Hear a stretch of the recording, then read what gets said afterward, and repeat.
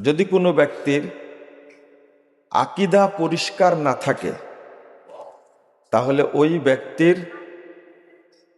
কোনো আমল, ইবাদত, দোয়া আল্লাহর দরবারে পৌঁছবে না।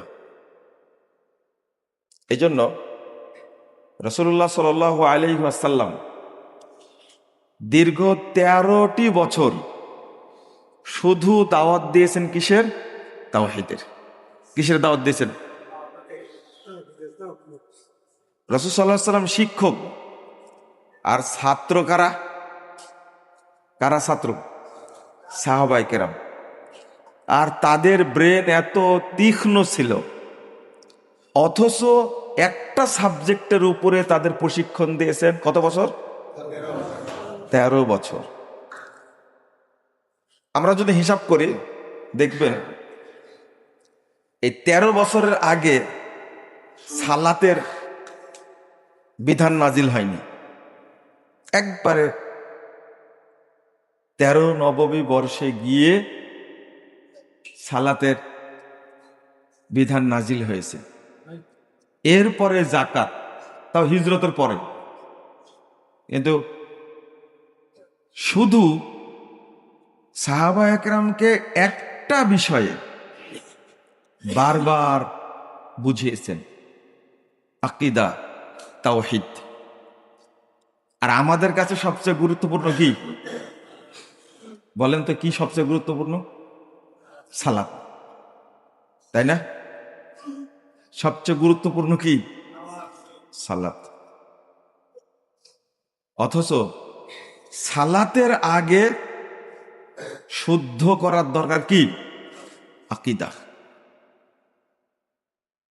আমাদের আকীদাগত অবস্থাটা খুব নাজেহাল।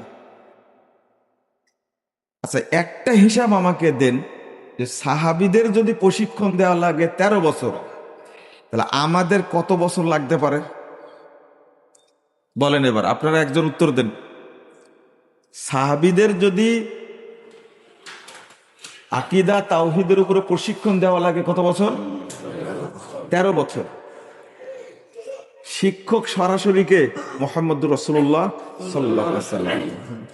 আর পৃথিবীর শ্রেষ্ঠ মানুষ গুলো হলেন সাহাবায়ে কেরাম। তাদেরই লাগে আকীদা তাওহীদ বুঝতে 13 বছর। তা আমাদের কত বছর লাগবে আপনার কি মনে হয় বলেন তো দেখি? ও, মৃত্যুর আগ পর্যন্ত। আমাদের বাচ্চু ভাই বলছেন 39 বছর। আপনারা আমাকে একটু আপনাদের কষ্ট দেই। আমরা কি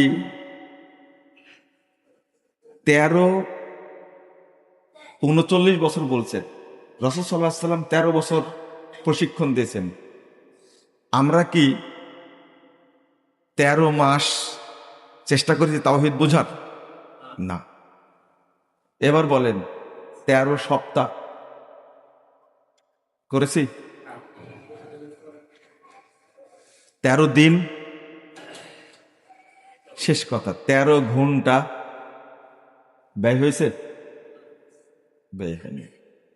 আমাদের এই সমস্যা হলো আমরা জানি তো, আমরা কি জানি তো, কিন্তু জিজ্ঞেস করলে জানি না।